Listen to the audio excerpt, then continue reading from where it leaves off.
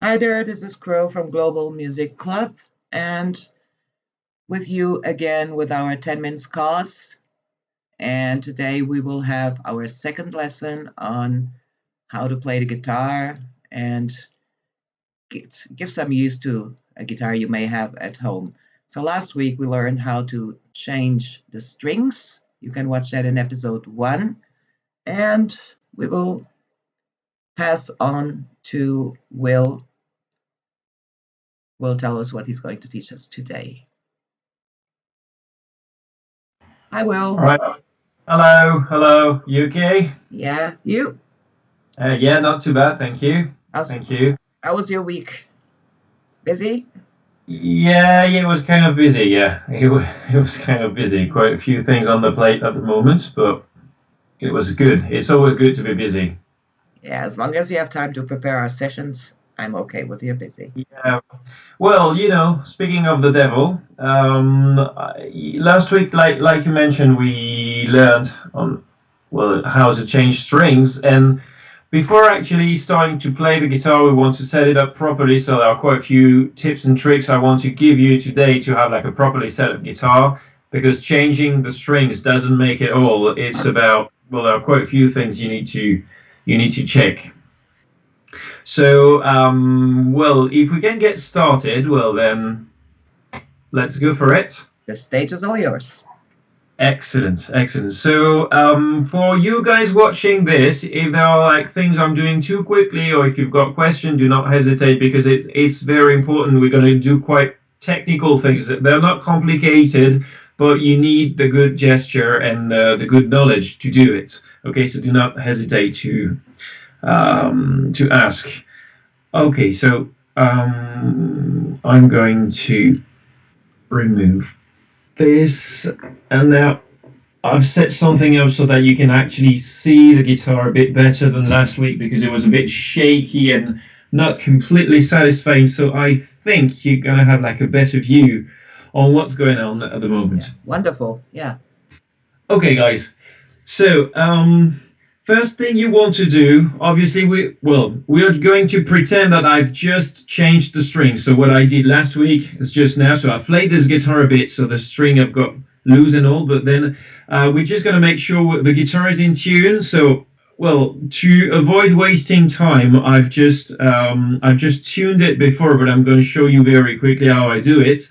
There are options. You can actually use your smartphone. There are apps that are available out there, Android apps or iPhone apps. A very simple one is called Guitar Tuner. So very originally called Guitar Tuner. Or you can use like a tuner like this, which is basically I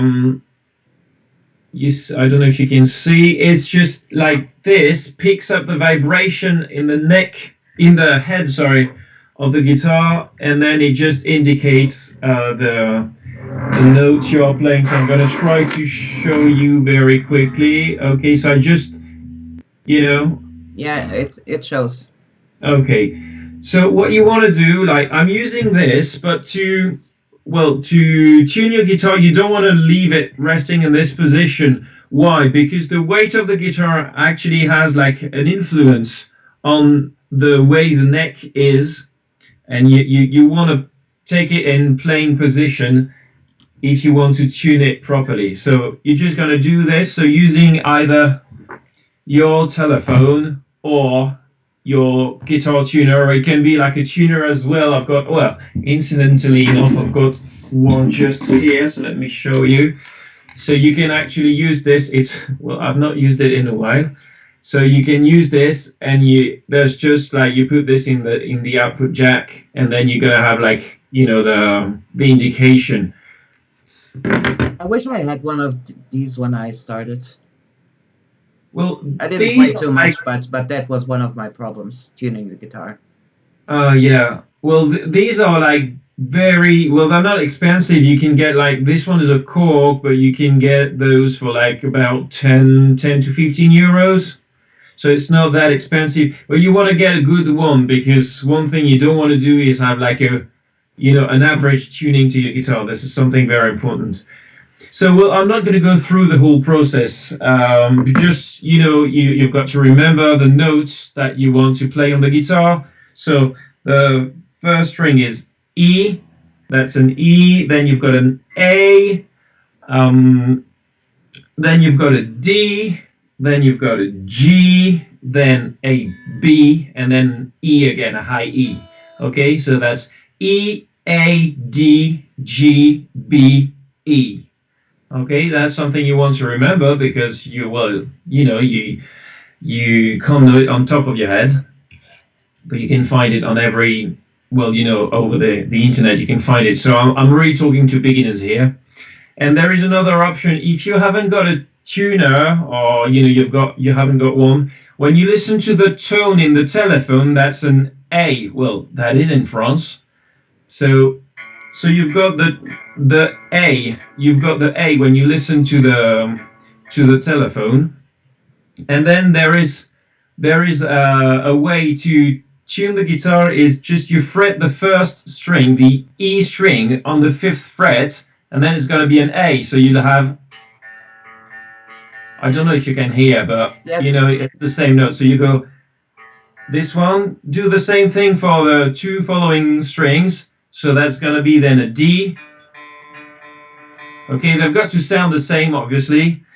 And then same thing for the G, 5th fret. And then, be careful, 4th string for the B. Okay, so it's a bit out of tune here. And then 5th again. So it's 5, 5, 5, 4, 5. Okay? Yes. You tell me if I'm too fast, G. No. Okay. It's okay. Right. So, like I said, when you're tuning, for example, here, if you take a look at this, imagine I've been like too high. The B is you can see it. It's turned red. It's too high. It's too sharp. What I'm going to do is not turn down to go back to the B, because here, if I play hard, then it's going to be out of tune right from the first strike on the string. So I want to go back down you don't have to go like 2 notes down. You just go under the B, for example, and then you tune back up. Yes, you mentioned that last week. Yeah, I know, but I just want to remember this because this is very important. Otherwise, you're just going to go like strum one chord, and then the guitar is going to be out of tune. So you want to tune up all the time. Right. So now the guitar is properly tuned. We're going to do quite a few other things. The first thing we want to do is check the position of the neck. Okay, because, to you, the neck is quite straight. All right. But in fact, it isn't. And there is something that's the reason why you may ask yourself why there is this little piece here, because it hides something. There is a secret underneath.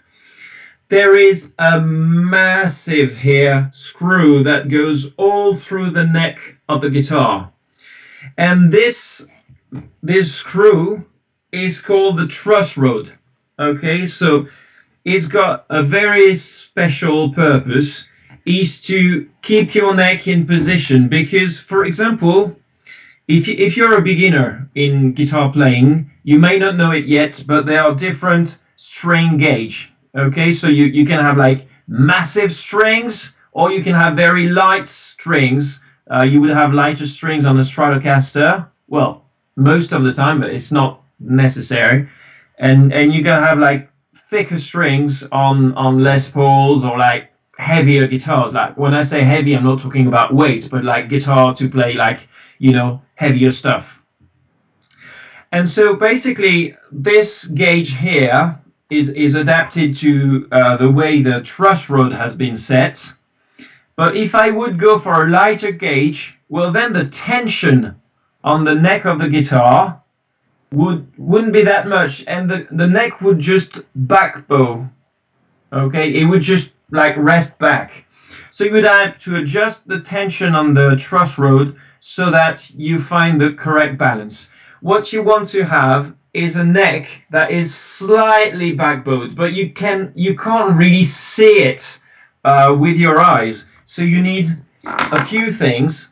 It's not too complicated. You need a capo, okay, that you're going to put on the first fret. Okay, so I've just put it here, all right? Mm-hmm. And you want these. These are blades, okay? And there is one of them, okay, one of them is very important. It's the 0.25 millimeters. This one here.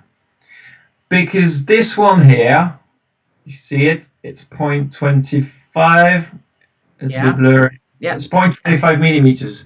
And what you're going to do is to fret here at the very last fret, and then on top of the 9th fret, you want to have this this gap between the top of the fret and the bottom of the string. So you can pass this through, and if the string is too high, is like, you know, the gap is too big, is bigger than 0.25, and it's not rocket science, it can be 0.26. I mean, we're not, you know, but if the string is too high, it means the neck is too backbowed.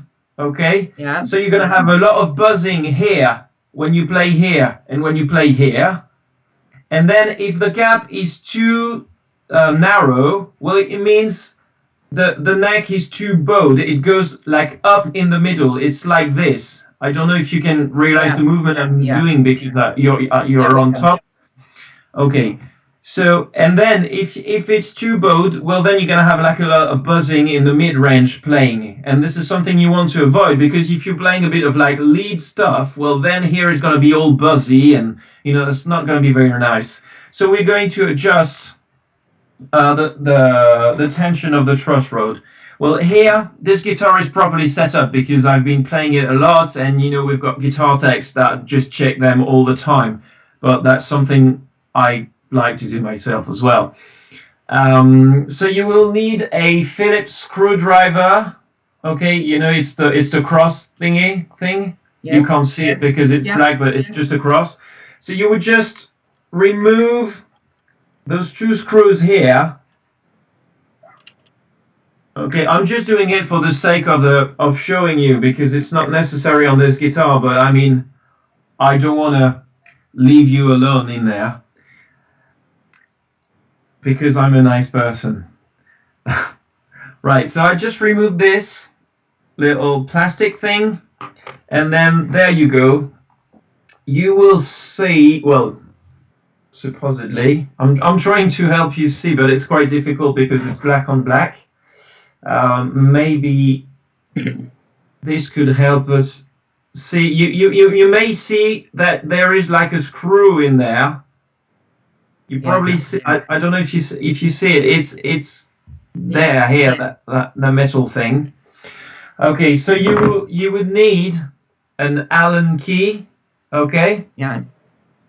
And what you want to do, and this is when you want to be very gentle with the guitar. You don't want to go like crazy turning it, because its range is very limited. So you put it in there. It's just to show you, because it's not the right size. I couldn't find the actual ones. We just put it in there. Feedback for the interesting tip. Someone who didn't know how to do it, and they're grateful for the tip. This is something like a music shop would charge you at least 50 euros to do. Whoa. So, well, you know, some music shop would charge you that. So when it's locked in place, what you want to do is gently, you know, wiggle it to make sure that the truss rod is not stuck. Because if it's stuck, well, end of the operation, you don't do anything, because it might require a luthier. And I'm not trying to steal the luthier's job here. Okay, I'm just giving you a few tips, stuff you can do yourself.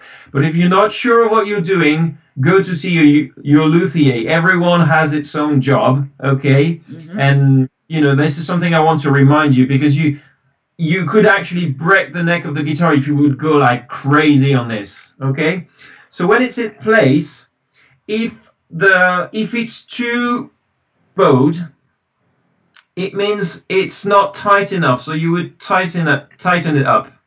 So you would, just like a regular screw, you would turn it clockwise to tighten it up. Okay. Okay. Mm-hmm. Makes sense. And then the other way around. Okay. So this is something you've got to bear in mind. Okay. So if it's too bowed, it's because it's too tightened up. Okay. So you loosen it. So anti-clockwise. Okay. It's just pretty obvious. You've got to think of an axis. Okay. And if you press it, well, then it's going to go up. Okay. If you just press it. And if you, well, release it, then it's going to get back into place and maybe get a bit loose. Okay, it's exactly the same thing that happens on your guitar neck. Okay? I had no idea about that. Yeah, interesting. Yeah. Same thing on Stratocaster guitars. You're not going to have this little thing, this little protection or, like secret part. You can actually just see. Well, if you give me a second, I'll get you a Strat so that I can show you. You can bring your whole collection. Well, there you go. There's the Strat. You can bring your whole collection. Well, it's going to take a bit of time. So you see there is no protection. You can see it as well. Tricky thing with this one here, it's an American size Allen key, so I had to get one from, well, my last trip to New York. Because it wouldn't fit like the standard, like the European standards. We're talking in millimeters and they're talking in like square inches and that kind of things. Not square inches, but inches and quarter of inches, and so that you may need a specific one if you've got a Strat and if it's an American made. Anyway, so now we've set the tension. Well, obviously, we're not done setting the tension. So you just do it like, I would recommend to go like 1/8 of a turn, okay, not more. So you go 1/8 of a turn, an 1/8 of a turn, then you remove the capo. You tune the guitar, fine tuning, put the capo back, and check with your blade if it's correct or not. Okay, on the ninth fret. Okay, so it takes a bit of time. You've got to be precautious, but it's worth it because it's gonna change the way your guitar feels and plays. What you want to do is not too much change at once because, like I said last time, it's wood, so it's something that used to be living and it still lives with the damp in the room, and so you want to be very, very gentle with this. Right. Okay. Yeah. So you repeat the stuff until you've got like the right range, and you may want to, not to have like the exact size of the blade, but you may start like doing it once, doing it twice, then it's still not correct. You leave the guitar for like 2 or 3 days so that the neck actually does its work. It's got to rest back in place on its own. It's not you forcing it, okay? Mm-hmm. So it takes a bit of time. So that's very important. This being done, we're going to carry on to the next step. You know that when you play the guitar, if you're a beginner, you may not know that, but on the 12th fret, you've got the same note as when you just play an open string. Okay? So this is an E, and here, if I just fret here on the 12th fret, that's an E, but 1 octave up, obviously. That's so a whole scale, 1 octave up. Okay? But the thing is, it may not be quite accurate. So we want to check this. Okay, so I'm going to put my tuner back on. Okay, hopefully you can see it. So now I'm on an E. So once again, I'm going to tune the guitar when it's like this, but this is not how you want to do it because the weight of the guitar, and this one is pretty heavy. I can tell you after 2 hours on stage, my shoulder is just hammered. So I'm just going to tune it the wrong way. You want to tune it in playing position, okay? So I'm here on an E. I've got some kind of an E here, right? And if I go on the 12th fret, I should have an E, but here you can see it's a bit too high. It goes a bit up. You see the red thing? Yeah. Well, it's kind of okay because the guitar is, like not in playing position, but the reason why you may have a difference between the E that can be like perfectly in tune here when it's an open string and when it's on the 12th fret is because of this little thing here. And now you realize that is not something just for decoration. You've always been wondering, what are those little screws here at the back of the bridge? Well, those little screws have a very important role. The reason why the note is not accurate on the 12th fret, whereas it's accurate when it's an open string, is because the length between the nut here and the 12th fret and the length of the between the 12th fret and the saddle is not the same. And now you understand what this little thing is here. The saddles, they can move forward or backward. So what we want to do is loosen the string. So I'm just going to pretend, okay? Let's say the note here, that on the 12th fret, the E is too high. Well, it means because this portion is too short, okay? So you want to lower the frequency, like the vibrating frequency of the string. So you want to make it longer. Okay, so what you're going to do here, for example, let's say it's too high, and now it's too high, but it's because I'm pressing the neck. But what you want to do is loosen the string and make the distance longer. So obviously you're going to turn clockwise, so that the saddle moves back and makes the length here longer. Does it make sense to you? It does. I'm sorry. There's an echo. Now I finally understand why. Okay, and you want to do this? Well, tune back. The reason why I said you want to loosen the string is because otherwise it's going to be like really hard to move this, and the saddle is not going to be in the place it should be resting. Okay, so you want to loosen it so that it can actually freely move. Okay, and then when you've moved it, well, you want to tune back the string and then check.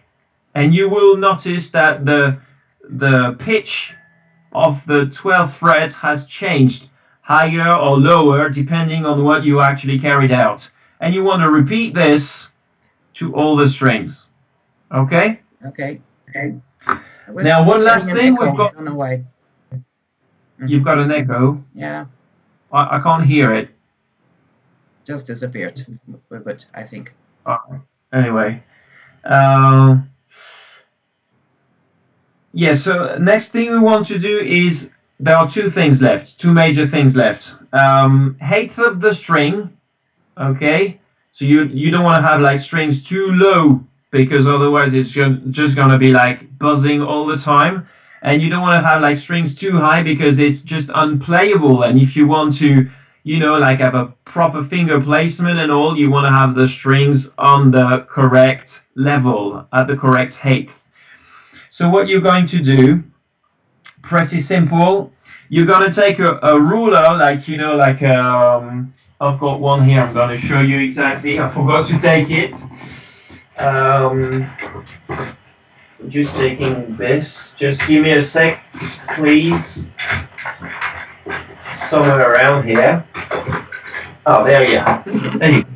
So just something you can have for like, you don't want to buy like something specific, because you can buy something like 4 guitars designed to set guitars for like 20 euros, which is a ridiculous amount of money for that.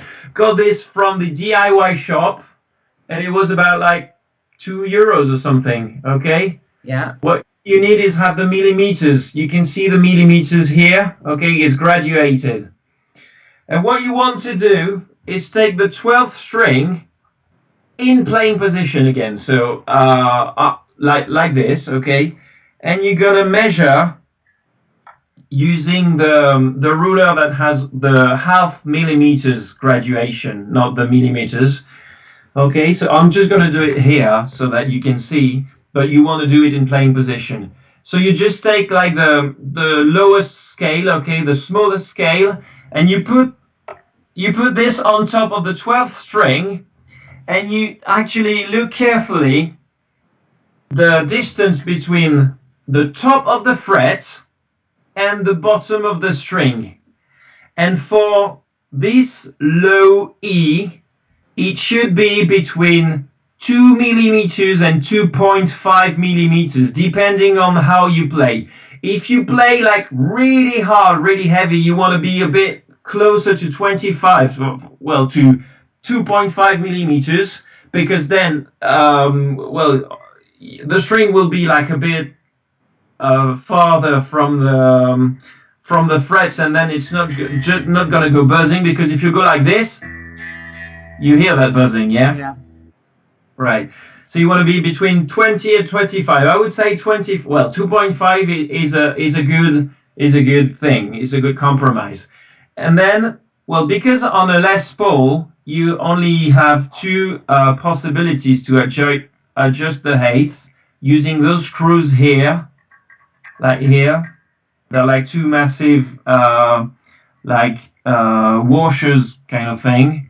You just lower them or higher them. Okay. Mm-hmm. So what you want to do is 2.5 or 2 on the first string, and something like 1.5 to 2 on the high E. Okay. And obviously it's gonna be even, because you can only do it, it's just like the setting is just on 2 screws, so you haven't got much option in the middle, in between.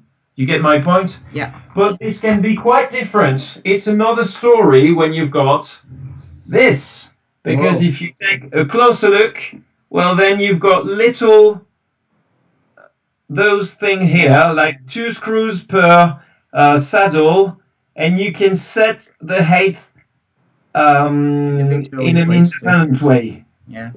Okay, so what you want to do is start from 2.5 and then lower it until in an even way, obviously, so that you reach 1.5 on the high E. Okay? Okay. Can I ask you a question? Yeah, sure. Because we're talking about setting up the guitar, so assuming the person had the guitar at home and wants to sort of reactivate it, or has bought a new one. And this process that you're teaching us today, should it be repeated regularly, or is it just a first-time setup process? I would say it's a first-time thing. The truss rod, the neck adjustment, is something you want to do every time you change the gauge of the strings. Okay. So, for example, if you go from a very light gauge, which could be like a 942, it's just, I don't know what it corresponds to. It's just like the thickness of the strings, but in millimeters, I don't know what it corresponds to. If you go from this to like a very higher gauge, that would be, instead of having a 9 here, you would have like a 13 to, I think it's 52, the regular gauge. Well, then obviously the strings are going to be like, they're going to have like much more tension. They're going to apply much more tension on the neck. So obviously you will have to change something. But it's a one-time thing otherwise. Okay. It's never too bad to check, because, when you change the string, sometimes you can just incidentally turn the little washers here and the string height is not quite correct anymore. So you might want to check, but it's not necessary to go through the whole setup process. I just didn't want to scare off our viewers for the next lesson. No. Well, next lesson, I promise we're going to actually play some music. And one last thing, you've done that. So we've changed the strings last week. Yes. We've set the neck. We've set the string height. We've set what we call the intonation, that is the like the even balance between the open string and the 12th fret, okay? Okay. One very last thing that you can do if you're very picky, and I am, because I want to know exactly why my guitar sounds good or not good, is adjust the height of the string retainer, because this is very important. I see a lot of guitars that are not properly set, depending on what you want to do. Right. You see there is an angle here, obviously, between like the end Yes. of the tail, or let's say the tail of the string, and the bridge. Okay, there is an angle. Yeah. And obviously this, if you can see it is just like a big screw. Okay, here you can have like a screwdriver in here, and you can tighten it so that the string retainer gets like really close to the body, or you can, well, and it's going to be like a very, very hard angle. Okay, it's going to be a really angled here. Yeah. Obviously, it's just geometry here. And if it's higher up, obviously it's going to be like nearly straight. Well, so there are, in both cases, there are advantages. Well, there are pros and cons.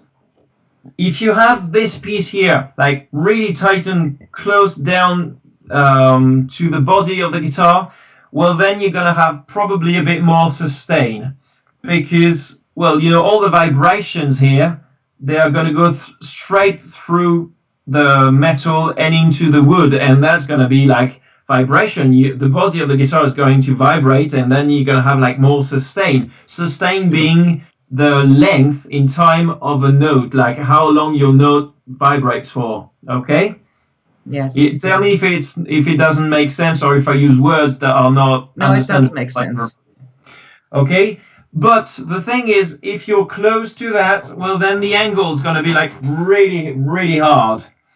And if it's hard, well, then you're much more likely to break a string while playing. Hard angle, more action, and more like filing action because of the string vibrating in the saddle. So at some point it just breaks. Okay? Yeah.